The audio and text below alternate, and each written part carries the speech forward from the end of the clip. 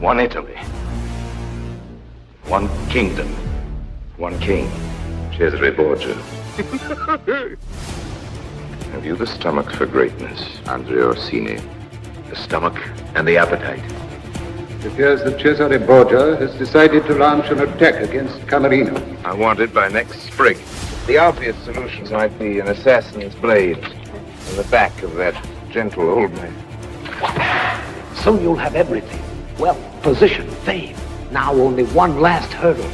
I know that Borgia sent you here for some evil purpose. The outcome justifies the act.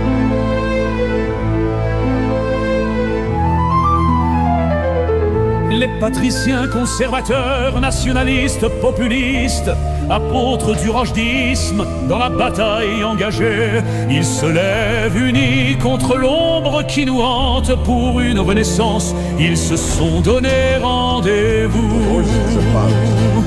L'alliance contre les nécromanciens, nous sommes forts, unis dans le combat contre les sombres sorts. Tous ensemble, nous brisons leur pouvoir. Pour la liberté, nous nous battons sans défaillir. Nouvelle inquisition, une nouvelle nation, une révolution viriliste avec l'inquisiteur Rochdy qui brûle des sorcières et la DPJ. L'alliance contre les nécromanciens, nous sommes forts, unis dans le combat contre les sombres sorts. Tous ensemble, nous brisons leur pouvoir. Pour la liberté, nous nous battons sans défaillir. Les sorcières réformées, ayant changé de camp, rejoignent la lutte avec un nouveau chant. Contre leurs anciens maîtres, elles se révoltent pour leur rédemption, les futures générations.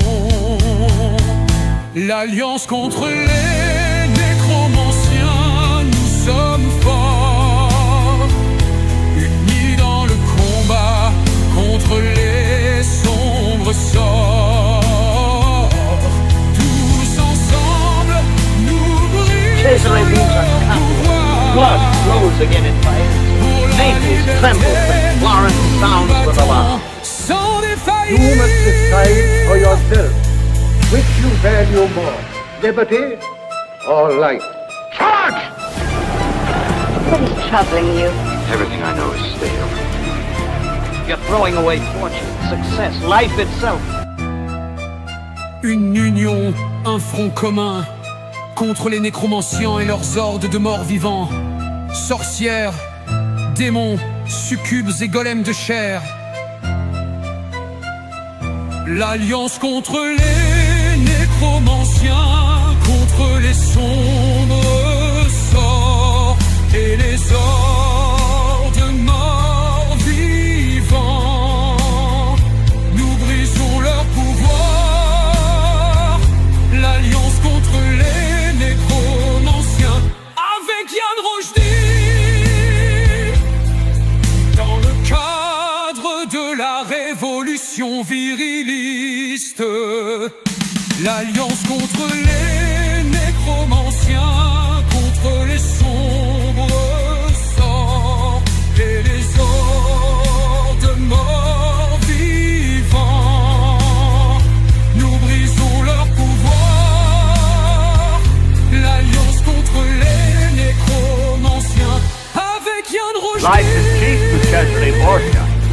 To us it is the most we have to give. My Lord Orsini. See, Who but a man as quick at deceit as a fox? There is no victory in power, no honor in deceit, no future in living it. Borgia Terra must stop something. And one small spark will start a fire that will eventually burn down his house. You are a complete rogue.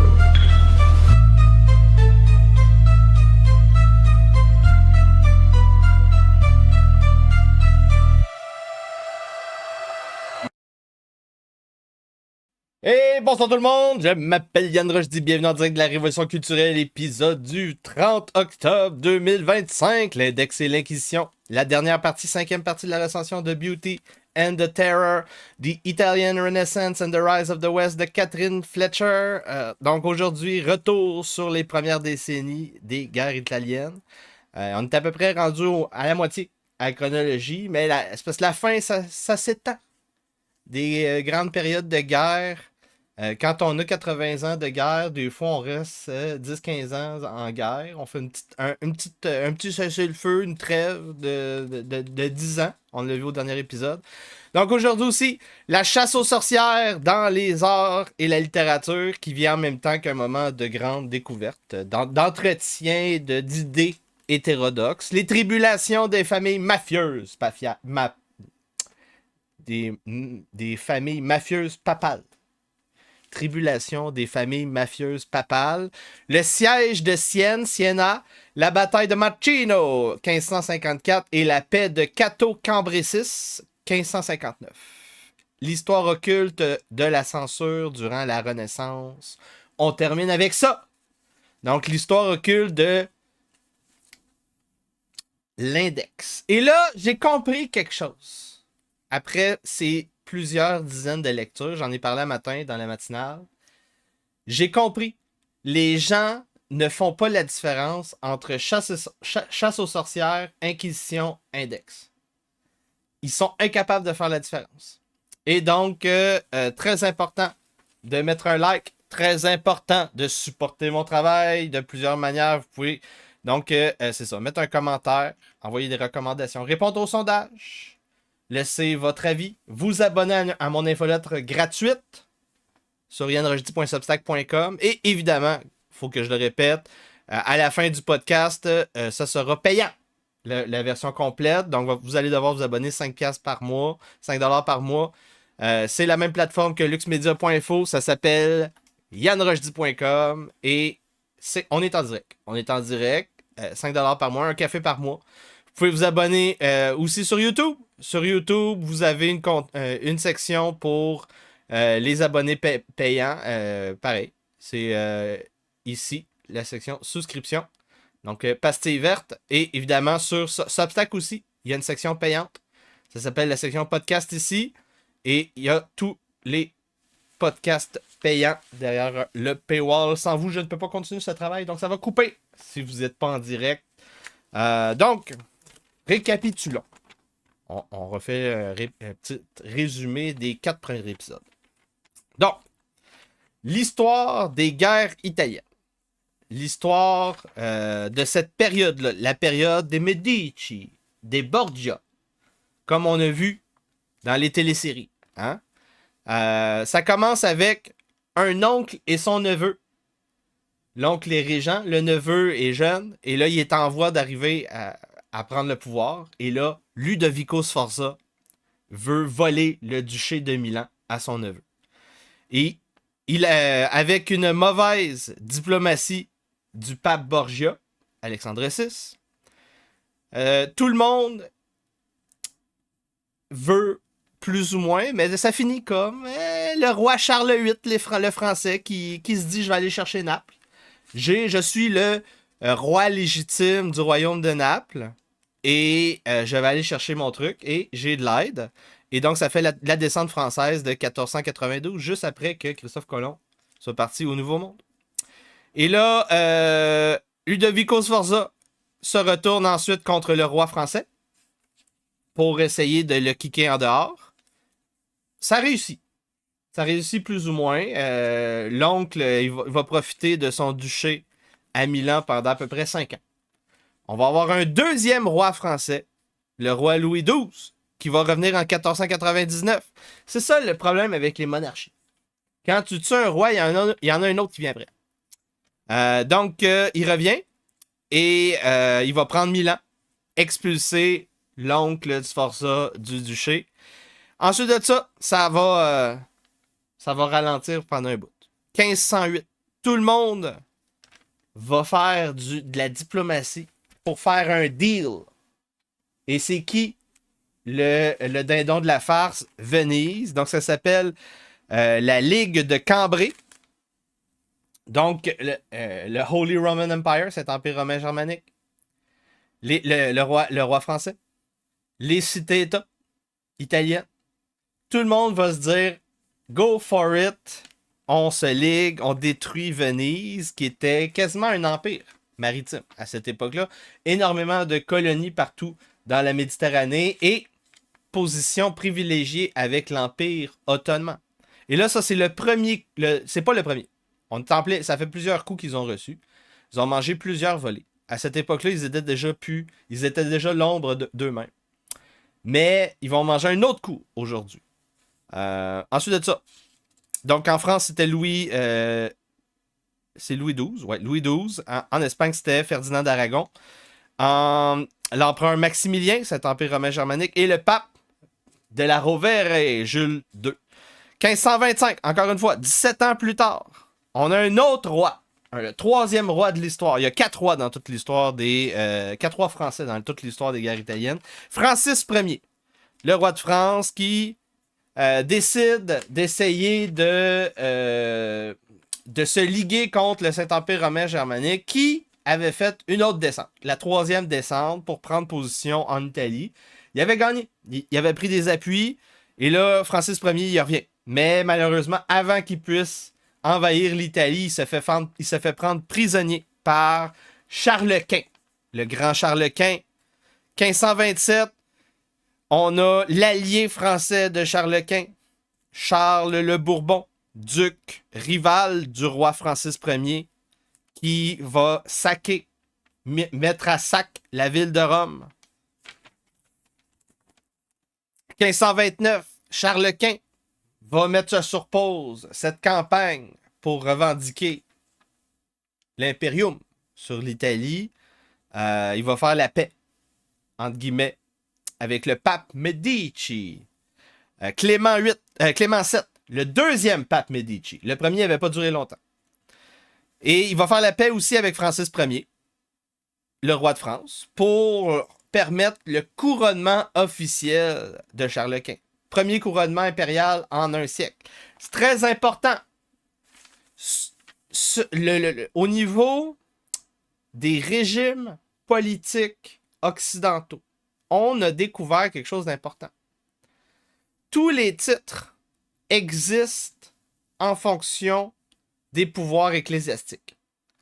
Donc, que ce soit l'Église catholique, ou si tu es un royaume protestant plus tard, ça va être directement le diocèse. L'évêque du diocèse qui va t'autoriser.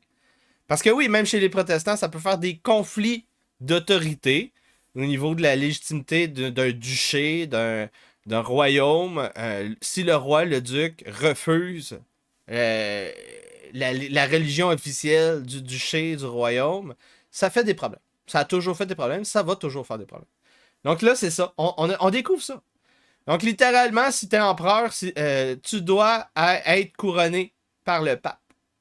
Si tu es roi, duc, baron, comte, marquis, tu dois être autorisé par le pape et la curie. Donc le pape, en général, quand tu n'es pas un empereur, ce qu'il va faire, c'est juste reconnaître officiellement par genre une déclaration, une bulle. Il n'y a rien contre l'établissement de tel duché. Par contre, s'il y a des rumeurs ou mettons, si ton suzerain, t'es un baron. Et là, non, t'es un duc, pas un baron. T'es un duc, t'es un seigneur d'une terre. Et ton roi, parce que des fois, le duc n'est pas nécessairement indépendant, le roi qui est au-dessus de toi, il peut faire des fois de la diplomatie avec l'empereur et geler l'officialisation de ton titre. Ça fait ça des fois dans les successions.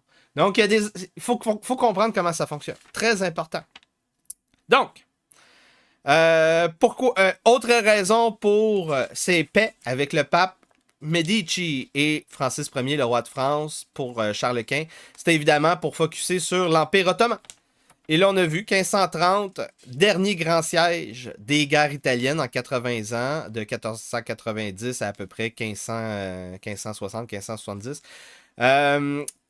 on est en période de crise. Là. 1530, là, c'est une décennie perdue.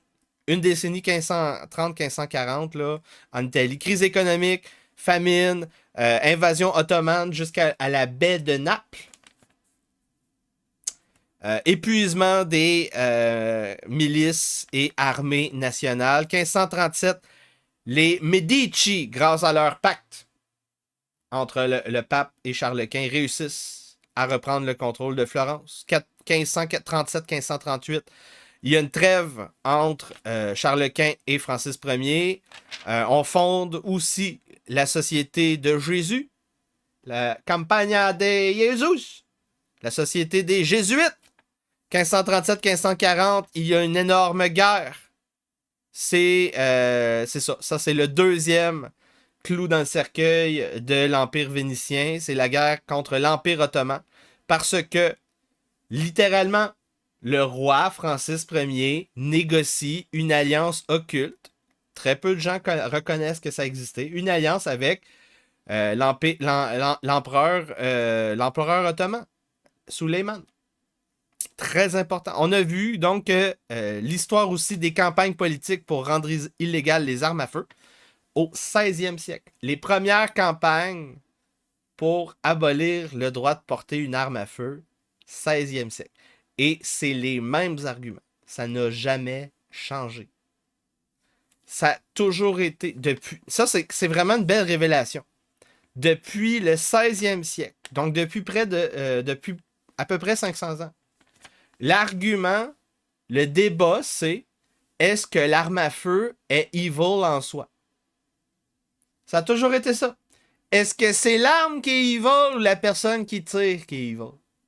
Parce que c'est ça qui est intéressant. Ça n'a jamais changé. On a vu aussi le début difficile du Concile de Trente pour tenter, pour une ultime fois, d'essayer de résoudre la crise au sein de l'Église, le schisme luthérien. Et on est rendu au pape Paul III, le pape Farnese. Je pense que je dis de la bonne manière. F-A-R-N-E-S-E. Farnese. Donc c'est là qu'on est rendu. C'est là qu'on est rendu, dernière partie, chapitre 23, Art, sciences et réforme. Donc, il y a un climat au niveau religieux qui est en train de shifter. On pivote. On est avec les guerres, avec tous les problèmes de schisme, on se dirige de plus en plus dans une vision de l'art, de la littérature et de la politique qui sont conservateurs. Donc, c'est un climat qui est souvent appelé de contre-réforme, malgré qu'à l'époque, on n'appelait pas ça la contre-réforme.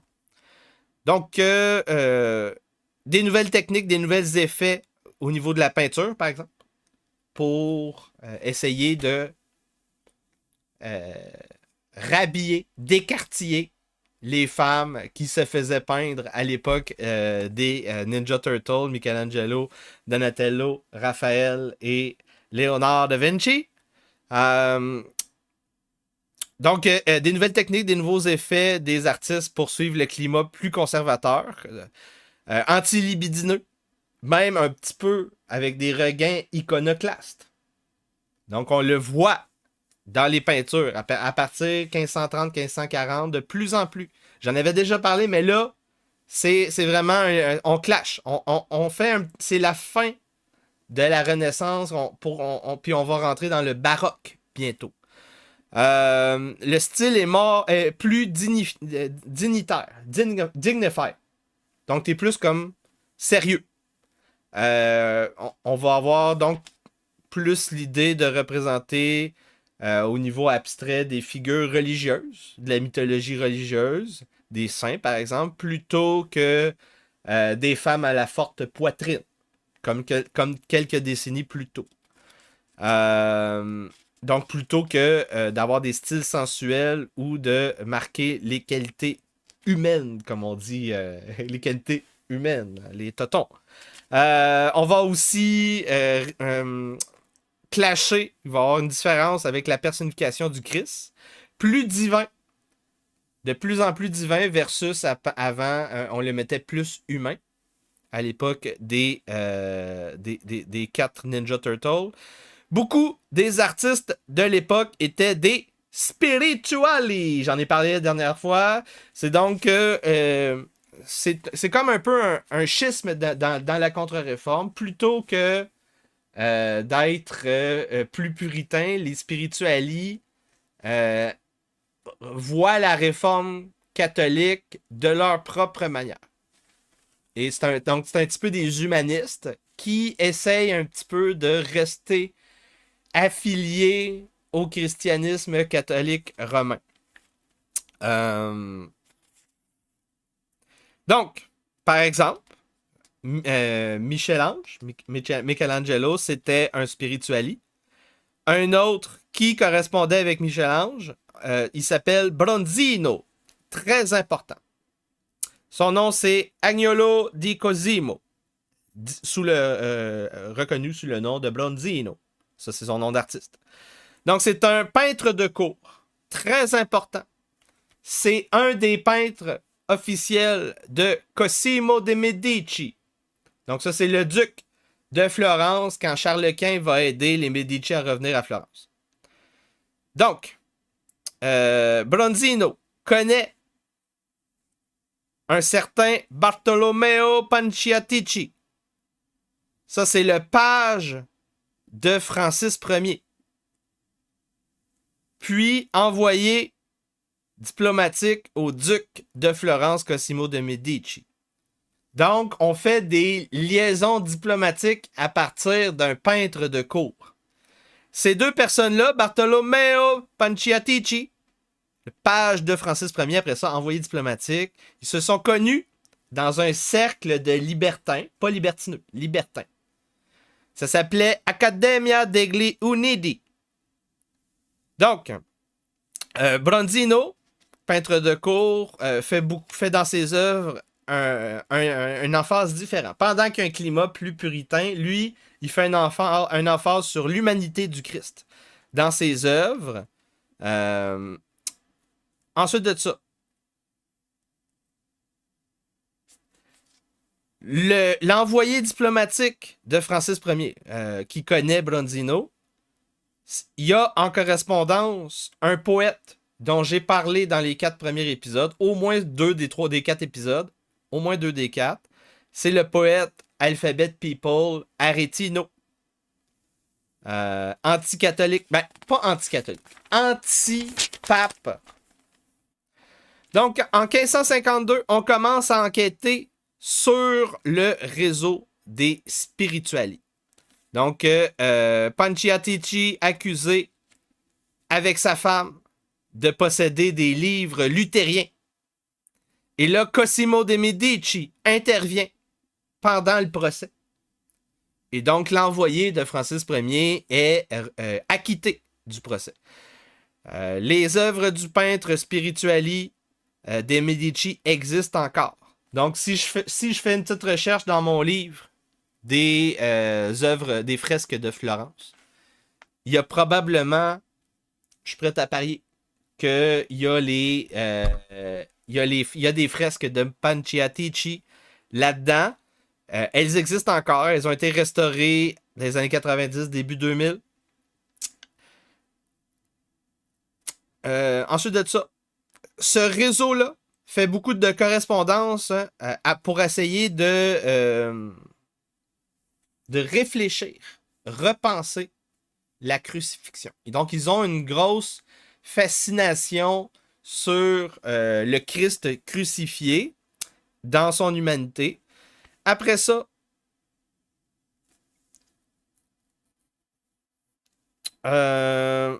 toujours dans le réseau de spirituali, à l'époque de 1536 à 1541, Michelangelo était à Rome pour peindre la chapelle Sistine et dans la correspondance, on a confirmation. Michel-Ange confirme que peindre la chapelle Sistine, ça l'a détruit son dos.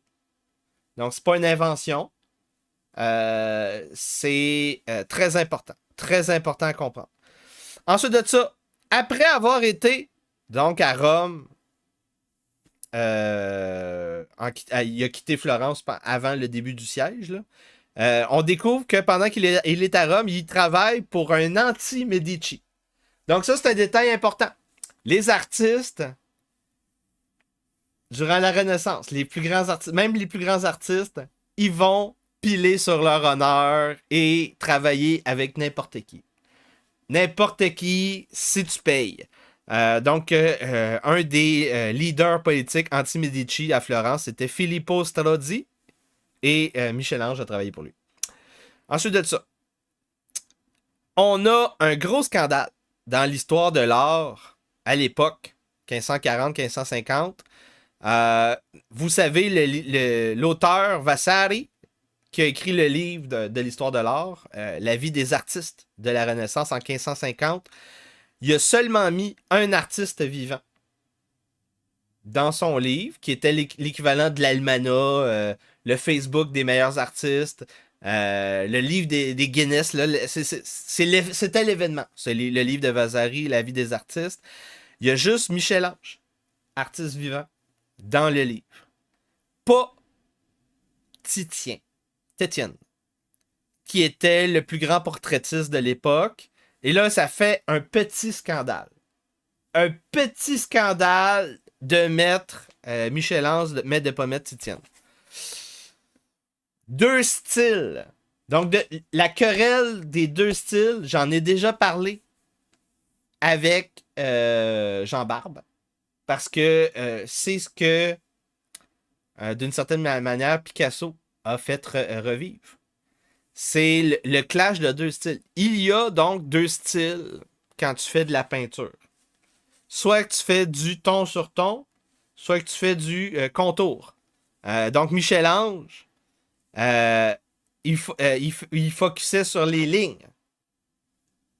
Tracer les lignes et bien délimiter les zones. Titien, lui, il faisait le colorito. L'autre, Michel-Ange, c'est disegno. Et donc, l'autre, c'est colorito. Ça, c'est donc faire ton pour faire la délimitation entre les formes. Donc, c'est beaucoup plus...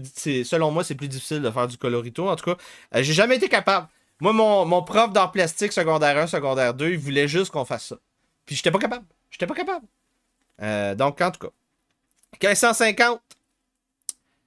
Les années 1550. On a une première grande artiste femme qui apparaît sur la scène italienne, Properzia de Rossi. Et depuis Properzia de Rossi. L'artiste qui apparaît s'appelle Sofonisba Anguissola. Donc, elle émerge de la région de Milan, la petite noblesse, groomée par Michelangelo. Elle peint la noblesse même de Madrid. Donc ça veut dire Charles Quint et la famille de l'empereur. Elle peint aussi le pape. Donc une peintre importante. Très intéressant comme détail. Donc au niveau de l'histoire de l'art, donc Sofonisba Anguissola, elle va faire le lien entre la période de la Haute Renaissance et le baroque. Et le baroque, en passant, c'est le sujet du prochain podcast. The Last Christian Peace. Le congrès de Westphalia comme un événement baroque. Je l'ai pris juste à cause du titre. Hein? Moi, je recherche les catalogues, puis là, j'ai vu ça. Là, je me suis dit, ça prend ce livre-là et ça parle de la guerre de 30 ans. Et c'est très important. Donc, je vous rappelle, mettez un like, répondez au sondage. Très important de m'aider à poursuivre ce travail. À la fin du podcast sur YouTube, ça va être payant. Vous allez devoir vous abonner sur yanrochdy.substack.com et aller ici dans la section podcast. Ou bien via YouTube, ici, dans la section réservée aux membres, ou bien via yanrochdy.com. Sans vous, je ne peux pas continuer ce travail. On séquestre historiquement le pape dans le Vatican. J'espère que vous avez apprécié ces informations, ce podcast unique au Québec. Qui fait des recensions de livres à chaque semaine? Hein? Qui fait ça? Il n'y en a pas. Il n'y en a pas. Ça n'existe pas. Donc, très important. Très important de mettre un like. Très important de supporter mon travail. Venez vous abonner 5$ par mois sur yanrojdi.com ou bien via yanrojdi.substack.com. Très important, très important. Vous pouvez aussi vous abonner sur YouTube. 5$ par mois, un café par mois. Sérieusement, ça n'a aucun sens. Si vous écoutez une heure de contenu, ça vaut 5$. Et moi, je vous en fais à chaque jour. Le mois d'octobre, j'en ai fait à chaque jour des contenus. Donc, prochain podcast. La dernière paix chrétienne. Le congrès de Westphalie et le congrès de Westphalie comme événement baroque. Donc, encore une fois, des petites analyses, des petites corrélations entre l'art et la diplomatie et la guerre. On va parler plus en détail des guerres, la guerre de 30 ans, la guerre entre les protestants et les catholiques, un peu partout en Europe. C'est une guerre qui est très mal connue. Et dans les films, la culture populaire, et dans tout ce qui est école publique. On n'en parle pas. Le Saint-Empire romain germanique, c'est l'histoire la moins connue de toute notre éducation publique. Donc, je vois que au niveau du sondage que j'ai mis, vous voulez vraiment que je continue au niveau de l'Église orthodoxe et du Saint-Empire romain germanique, je vais continuer dans cette direction-là. C'était à peu près ça que j'avais comme idée. Je voulais savoir si vous étiez écœurés des livres d'histoire. Il semblerait que non. Donc, après la guerre de 30 ans, on va devoir délibérer. Ça va être quoi? Est-ce que je me focus sur plusieurs petits livres de l'Église orthodoxe ou ben sur un hostie de livre de 700 pages du Saint-Empire romain germanique, le Holy Roman Empire? Peter H. Wilson. En tout cas, ça reste à suivre. Mettez un like, très important de supporter mon travail. Sans vous, je peux pas continuer. Et on se voit demain, Mission Viriliste. Si vous voulez une invasion TikTok, une matinale du Levant Sanglanté, Lux Media, il va falloir envoyer des dons. Les sorcières de la semaine, il va falloir envoyer des dons. On a eu un don de Steve Gagnon, 8,30$. On a besoin de plus de dons. On a besoin de plus de dons cette semaine, sinon ça marche pas. Et qu'est-ce que j'ai d'autre à dire? On a le Michoui, le deuxième Michoui de la Nouvelle Inquisition dans 2 jours, 48 heures, le 1er novembre. Arrivé à 11h, envoyez-moi un courriel pour prévenir que vous arrivez chez nous à Saint-Marcel-de-Richelieu. Bonne soirée à tout le monde. Au nom du narratif du rojdisme débridé, l'acteur Yann Rojdi et le personnage du baron inquisiteur rentrent en rébellion ouverte contre la couronne britannique. C'est terminé! Nous arrêtons de nous soumettre. Tous les pouvoirs souverains sont rachetés au nom de Jésus-Christ. Et vous allez arrêter de nous raqueter. C'est terminé. Nous sommes en taquilla. Nous optimisons notre fiscalité. Nous créons des sociétés fraternelles. Nous travaillons dans une mission œcuménique qu'on appelle la Nouvelle Inquisition. Nous construisons la baronnie rojdienne. Et c'est comme ça que nous allons réparer le Québec. Bonne soirée. Si vous parlez de ce sujet, vous faites partie de l'extrême droite. Littéralement. Shiloh! Où es-tu, Shiloh? Où est la Shiloh québécoise? Parce que le patriarcat est toujours en charge! Le rojdisme n'a pas d'opposition, mesdames et messieurs. C'est un rêve en dehors de l'espace entretenu par les nécromanciens, les sorcières, les princesses et les alphabets tribus. Je suis un sécessionniste américain. tu utilises la souffrance du tiers-monde pour des rampes de sales gauchistes.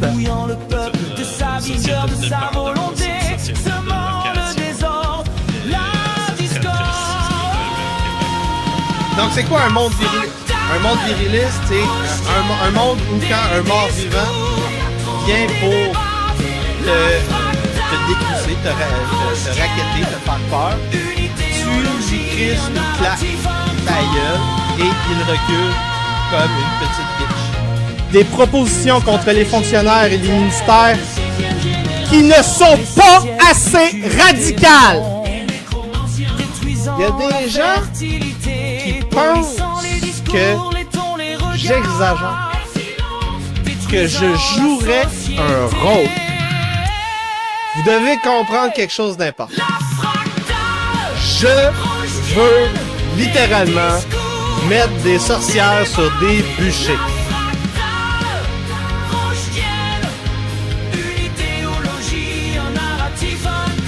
Donc, plus que la moitié des Gen Z veut une dictature, selon un sondage en Angleterre. C'est en plein Comme le cœur de ce néant qu'a lieu l'éveil du